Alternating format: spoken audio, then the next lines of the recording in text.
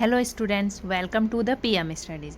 तो आज का जो हमारा टॉपिक है बच्चों, ये है द एम्पियर मैक्सवेल लॉ, या आप कह सकते हो fourth equation of Maxwell law. ठीक है, तो इससे पहले जो मैंने आपको टॉपिक कवर किए हैं वो आपका करवाया है मैक्सवेल की फर्स्ट इक्वेशंस हो गया, सेकंड इक्वेशंस हो गया और थर्ड इक्वेशंस हो गया। ठीक है, लेकिन ये टॉपिक बच्चों आपको तभी समझ में आएगा जब आप इससे पहले जो मैंने टॉपिक्स करवा रहे हैं वो आप एक बार पढ़ लेना। ठीक है, उसका जो लिंक है वो मैंने डिस्क्रिप्शन बॉक्स में डाल रखा है, तो आप वहाँ से ओपन करके पहले उन 3 जो मैंने इससे पहले बना रखे लेक्चर वो पढ़ ले, उसके बाद आपको ये वाला लेक्चर क्लियर हो जाएगा। ठीक है, तो हम आते हैं अपने टॉपिक्स में, द एम्पियर मैक्सवेल लॉ। तो सबसे पहले बच्चों हमें ये समझना है कि आपका जो एम्पियर लॉ है ये आपका क्या होता है। ठीक है, समझ लेते हैं।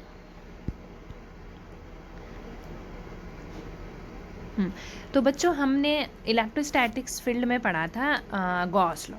तो गॉस लॉ हमारा क्या होता था, सबसे पहले जो आपको एक चीज़ याद रखनी है कि आपका जो गॉस लॉ होता है बच्चों, ये आपका सिर्फ एप्लीकेबल होता है क्लोज सिमेट्री के लिए। ठीक है, और हमने उसमें क्या पढ़ा था कि आपका जो बच्चों आपका यहाँ पे E dot D S is equal to कितना था, क्यू इनक्लोज अपॉन एप्सिलॉन, और ये आपका यहाँ पे सरफेस इंटीग्रल हो गया। अब आपको अगर इलेक्ट्रोस्टैटिक्स आपकी क्लियर है तो आपको मैग्नेटोस्टैटिक्स पढ़ने की ज़रूरत नहीं होनी चाहिए, क्योंकि हम इसको इस तरह से पढ़ेंगे कि अगर आपकी एक ब्रांच ख़त्म हो जाती है तो दूसरी मैग्नेटोस्टैटिक्स आपकी ऑटोमेटिकली समझ में आ जाएगी। अब ये बच्चों ये तो है आपका इक्वेशन फर्स्ट, दे देती हूँ मैं इसको नाम। तो ये आपका है Gauss law in electric field, ये आपने पढ़ रखा होगा बहुत अच्छे से। अब हम बच्चों जैसा ये रोल प्ले करता है इलेक्ट्रोस्टैटिक्स में, सेम आपका एम्पियर लॉ रोल प्ले करता है मैग्नेटोस्टैटिक्स में। ठीक है, हम कंपैरिजन भी कर सकते हैं। देखो B dot D L is equal to mu naught I enclose. अब अगर आपको थोड़ा सा बेसिक क्लियर होंगे तो देखो आप यहाँ पे समझ सकते हैं, जैसे इलेक्ट्रिक फील्ड में हम ई पढ़ते हैं, मैग्नेटिक फील्ड आपका बी में आ जाता है। ठीक है, क्योंकि अगर कोई चार्ज रेस्ट में तो वो इलेक्ट्रिक फील्ड प्रोड्यूस करेगा, अगर आपके देखो ये चार्ज से प्रोड्यूस हुआ, ये आपका करंट से प्रोड्यूस हुआ। ठीक है, अब देखिए यहाँ पे आपका जो ई है ये चेंज हो गया बी से। अब यहाँ पे हमने क्यों सरफेस लिया, क्योंकि हम यहाँ पे बात करते हैं किसी भी सरफेस की। ठीक है ना, क्लोज सिमेट्री के। और यहाँ पे हमने डी एल क्यों लिया, क्योंकि हम यहाँ पे जो करंट का फ्लो देखते हैं बच्चों वो हम देखते हैं वायर में। जैसे आपका ये वायर है और ये आपकी जो इसकी लेंथ ले लेते हैं, एल लेंथ है, और यहाँ पे अगर मेरे को थोड़ा सा छोटा सा पार्ट लेना है तो इसकी जो लेंथ होगी वो क्या हो जाएगी, डी एल हो जाएगी। और इसमें जो करंट का फ्लो हो रहा है बच्चों वो आई करंट का फ्लो हो रहा है। तो देखिए यहाँ पे इसीलिए मैंने यहाँ पे डी एस लिखा, क्योंकि यहाँ पे जो चार्ज का डिस्ट्रीब्यूशन हो रखा है वो सरफेस में हो रखा है, और यहाँ पे क्या हो रखा है बच्चों, लेंथ में हो रखा है। अब यहाँ पे आपका क्यू इनक्लोज है, क्योंकि आपके पास ये सरफेस है, इस पे जितना भी आपका चार्ज का डिस्ट्रीब्यूशन हो रखा है वो आपका क्यू इनक्लोज में आ गया। और यहाँ पे आपका जो भी ये आपके पास वायर है, इस वायर में जितना भी करंट का डिस्ट्रीब्यूशन हो रखा है वो आपके यहाँ पे आई इनक्लोज होगी।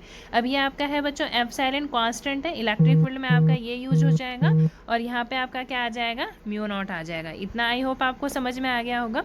तो सबसे पहले आपको समझना है कि कैसे हम कंपैरिजन कर सकते हैं गॉस लॉ और एम्पियर लॉ का, और दोनों ही लॉ बच्चों आपके सिर्फ क्लोज सिमेट्री के लिए ही वैलिड है। अब गॉस लॉ तो आपको अच्छे से समझ में आ गया कि वो क्या है, क्लोज सिमेट्री में हम उसका कैसे यूज़ करते हैं। अब जरा हम देखते हैं बच्चों कि जो एम्पियर लॉ है उसकी हेल्प से हम मैग्नेटिक फील्ड को कैसे फाइंड आउट कर सकते हैं। ठीक है,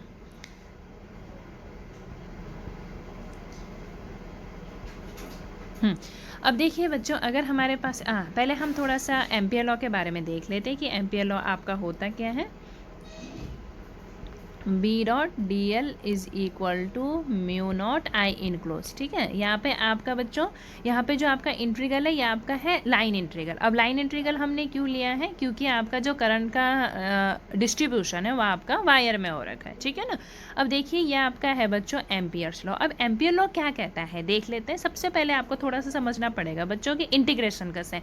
देखो इसके जो राइट हैंड साइड में तो आपको समझ में आ गया कि म्यू नॉट कॉन्स्टेंट है, आई इनक्लोज का मतलब क्या है, जितना total current passing through the surface. ठीक है ना, तो ये आपको राइट हैंड साइड में जो लिखा है ये तो आई होप क्लियर है। बट हम बात करते हैं यहाँ पे लेफ्ट हैंड साइड में। अब जो बी है बच्चों ये मैग्नेटिक फील्ड है, लेकिन ये कौन सा मैग्नेटिक फील्ड है, तो क्योंकि यहाँ पे हमने समय मतलब देखो बच्चों एक चीज़ क्लियर है यहाँ पे, अगर हमारे पास जो अमाउंट होता है अगर वो डिस्क्रीट फॉर्म में आपका डिस्ट्रीब्यूट होता है तो वहाँ पे हम यूज़ करते हैं समेशन में, लेकिन जहाँ पे आपके पास अमाउंट कॉन्टिन्यूस फॉर्म में होता है तो वहाँ पे हम यूज़ करते हैं आपका इंटीग्रेशन। अब यहाँ पे हमने यूज़ कर रखा है इंटीग्रेशन, तो हम इसको एक एग्जाम्पल से समझते हैं। देखो जैसे मेरे पास एक क्लोज लूप है, ये मैंने ले लिया, इस पर मैंने ले लिया करंट। ठीक है ना। अब वो डिपेंड्स करेगा कि आपके पास कितने currents passing through any close surface, ठीक है ना। तो मैंने यहाँ पे 2 मान ली, ठीक है। अब यहाँ पे बच्चों आपको पता है डीएल वेक्टर, लेंथ वेक्टर। अब ये मैंने आपका ले लिया, सपोज दैट ये आपका यहाँ पे डीएल ऐसा है, ठीक है ना, ऐसे ही इसकी डायरेक्शन होगी, यहाँ पे इसका ऐसा है, ये आपका ये डीएल हो गया। और मैग्नेटिक फील्ड भी ले लो, ये आपका मैग्नेटिक फील्ड हो गया, ठीक है। अब देखो इस पॉइंट पे कैलकुलेट करना है आपको, दूसरी पेन यूज़ कर लेते हैं, थोड़ा सा आपको समझ में आ जाएगा। आपको इस पॉइंट पे कैलकुलेट करना है या इस पॉइंट पे कैलकुलेट करना है या किसी भी पॉइंट पे कैलकुलेट करना है, तो एम्पियर लॉ के अकॉर्डिंग बच्चों हमने क्या सीखा कि जो आपका टोटल सम होगा, मतलब इन सब पॉइंट्स के वजह से जो आपका टोटल मैग्नेटिक फील्ड होगा और आपका जो डीएल है, जैसे यहाँ पे मैंने छोटी सी लेंथ ले रखी डीएल, यहाँ पे मैंने डीएल ले रखा है, यहाँ पे मैंने आपका ये डीएल ले रखा है, तो हम क्या करते हैं बच्चों, देखो इंटीग्रेशन है, दैट मीन्स हम यहाँ पे सम कर रहे हैं। तो यहाँ पे इन सब पॉइंट्स के वजह से, जैसे मैं इसको P पॉइंट दे देती हूँ, Q पॉइंट दे देती हूँ और इसको मैं R पॉइंट दे देती हूँ, तो इन सब पॉइंट्स के वजह से जो भी आपका टोटल मैग्नेटिक फील्ड है वो आपका होगा म्यू नॉट आई इनक्लोज के बराबर। तो जो इन सब पॉइंट्स के लिए, अब मैं देखो ऐसा तो नहीं कर सकती हूँ कि ये मेरा P पॉइंट पे हो गया प्लस ये मेरा Q पॉइंट पे हो गया, ये मेरा R पॉइंट पे हो गया, ठीक है। तो थोड़ा सा कैलकुलेशन को ईजी करने के लिए हमने क्या कर दिया, इंटीग्रेशन का साइन लगा दिया।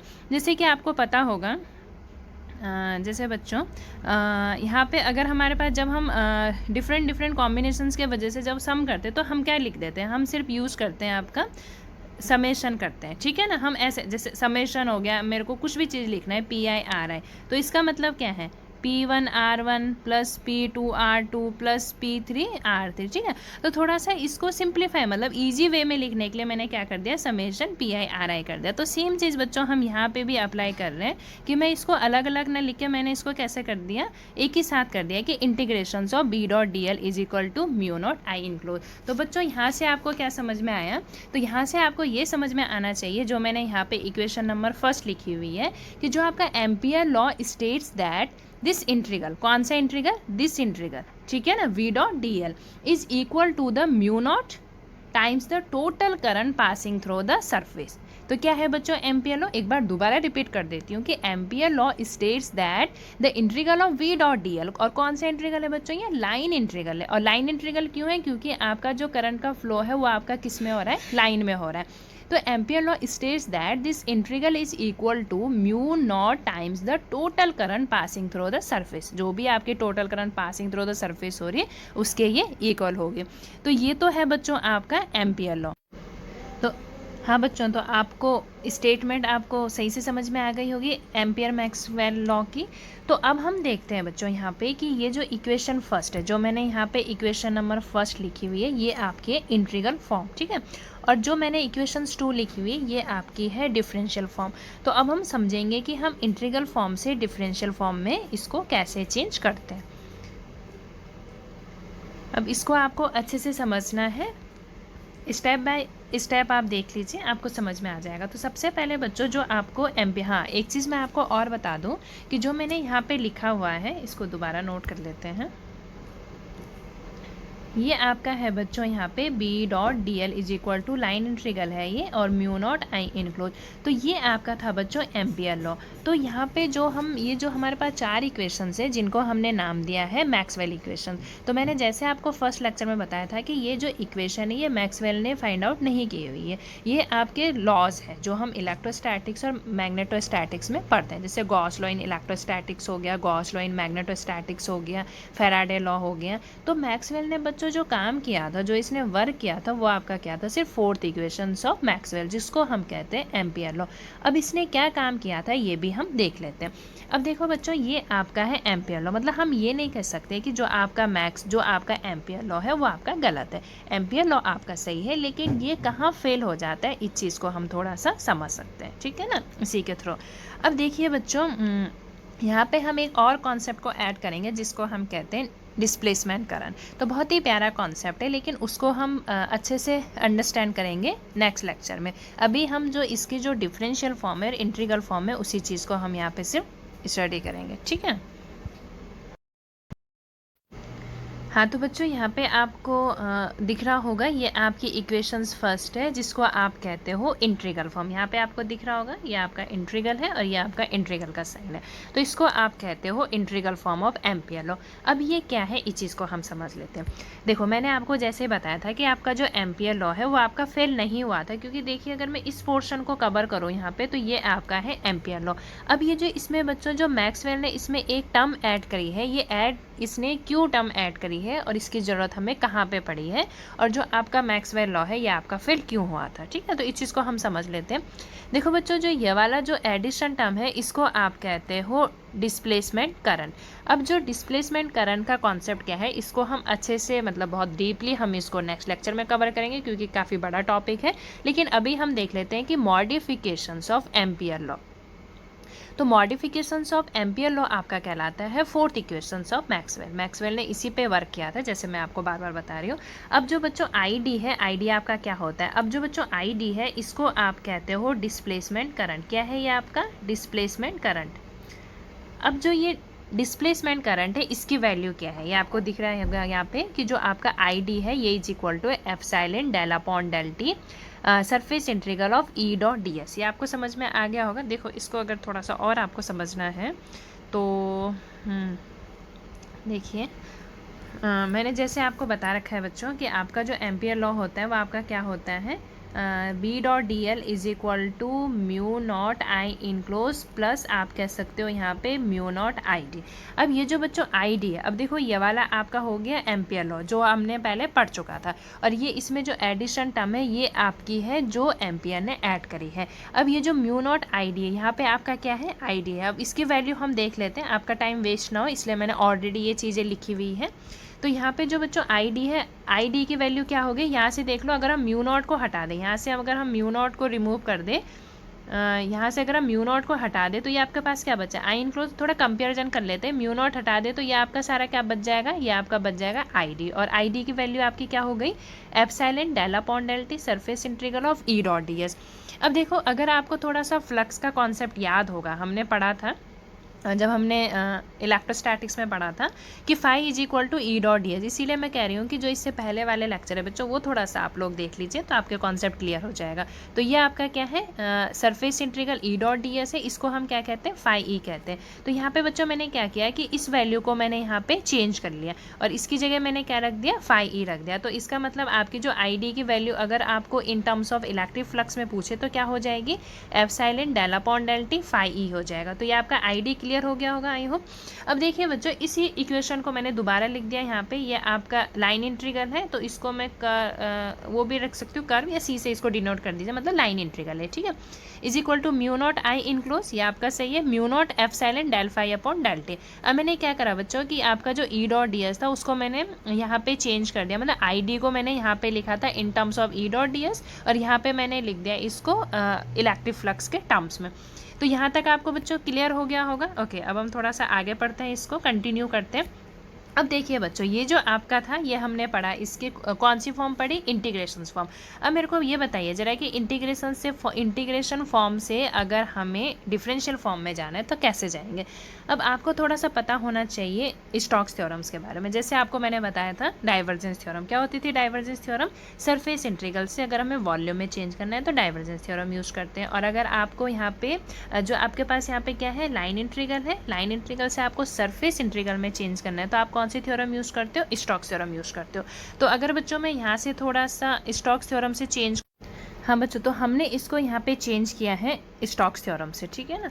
अब यहाँ पे देखिए, हाँ, तो हमारे पास ये थी बच्चों इक्वेशंस फर्स्ट थी, कहाँ तक बता दिया था मैंने आपको। ओके, यहाँ तक हमारा क्लियर हो गया था। अब देखिए यहाँ पे बी डॉट डी एल को मैंने आपको बताया है कि स्टोक्स थ्योरम से हम लाइन इंटीग्रल को हमने इसमें चेंज कर दिया सरफेस इंटीग्रल में। डेल क्रॉस बी ये आपका होता है कर्ल, तो डेल क्रॉस बी आपका आ जाएगा, डी एस आ गया। अब बच्चों एक चीज़ आपको और क्लियर होनी चाहिए कि आपने पढ़ा होगा डेंसिटी। तो मैंने आपको पिछले लेक्चर में आपको क्लियर कर दिया था कि डेंसिटी से हम लोग क्या समझते हैं। तो यहाँ पे हम बात कर रहे बेसिकली करंट डेंसिटी की, तो क्या हो जाएगा, J D is equal to current distribution per unit surface, ठीक है ना, जो भी आपका है। तो यहाँ से बच्चों मैंने आई जो इसकी जो वैल्यू ले ली आई इनक्लोज की, ये मैंने क्या ले ली आपकी, ये आपका हो गया जे डी, मतलब जे, या इसको आप सिंपल जे से ही डिनोट कर दो। जे आपका क्या है बता देती हूँ मैं आप लोगों को, लिख लेती हूँ। जे आपका है बच्चों करंट डेंसिटी। क्या है? Current density.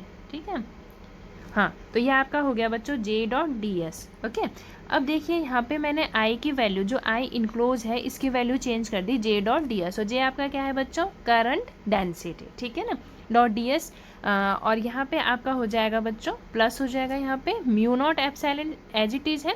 यहाँ पे मैंने फाई ई को दोबारा चेंज कर दिया ई डॉट डी एस में। ये इसलिए किया मैंने आपको क्योंकि मेरे को यहाँ पे डी एस लाना है। ठीक है, अब देखिए अब हम इसको कर लेते हैं बच्चों कंपैरिजन। कंपैरिजन मतलब मैंने आपको बताया था, आप लोग ऐसे भी समझ सकते हो, ये तरीका गलत है, लेकिन जैसे इंटीग्रेशन से इंटीग्रेशंस कैंसिल आउट और डीएस से डीएस कैंसिल आउट, तो आपके पास जो बचा लास्ट में वो क्या बचा आपके पास? Del cross B is equal to mu not J plus mu not epsilon del E upon del T. ठीक है बच्चों, तो ये आपका क्या हो गया? ये आपका हो गया बच्चों differential form of fourth equations, Maxwell की जो फोर्थ इक्वेशन है, या आप कह सकते हो जो आपके पास एम्पियर लॉ है उसकी ये क्या होगी बच्चों? डिफरेंशियल फॉर्म होगी। अब जब आप लोग बच्चों बुक में पढ़ोगे तो आपको बुक में आपको या तो आपको ये वाली फॉर्म में मिलेगा ये जो फोर्थ इक्वेशन है, या आपको इसमें मिलेगा। ये देखो इक्वेशन फर्स्ट इस फॉर्म में भी मिल सकता है, आपको इस फॉर्म में भी मिल सकता है, और एक फॉर्म में आपको और भी बता देती हूँ ताकि आपके सारे डाउट्स क्लियर हो जाए। ठीक है, तो उसको भी देख लीजिए जरा। हाँ, तो फोर्थ फॉर्म आपकी हो सकती है बच्चों डेल क्रॉस बी आपका वेक्टर है is equal to mu not J, J आपकी क्या है? करंट डेंसिटी है, plus mu not J D. अब बच्चों ये जे डी क्या है? ये आपका है डिस्प्लेसमेंट करंट डेंसिटी, और इसकी वैल्यू क्या है? Epsilon del E upon del T. तो बच्चों आई होप आपको समझ में आ गया होगा। इसमें हमने क्या क्या पढ़ा? इसमें हमने एम्पियर लॉ है जो जिसको मैक्सवेल ने मॉडिफाई किया है, उसकी हमने हर एक फॉर्म को पढ़ लिया। उसकी हमने इंटीग्रल फॉर्म भी पढ़ लिया, हमने डिफरेंशियल फॉर्म में भी पढ़ लिया, और हमने इसको इन टर्म्स ऑफ करंट डेंसिटी के फॉर्म में भी पढ़ लिया। तो आई होप आपका ये लेक्चर आपको क्लियर हो गया होगा। Okay, thank you.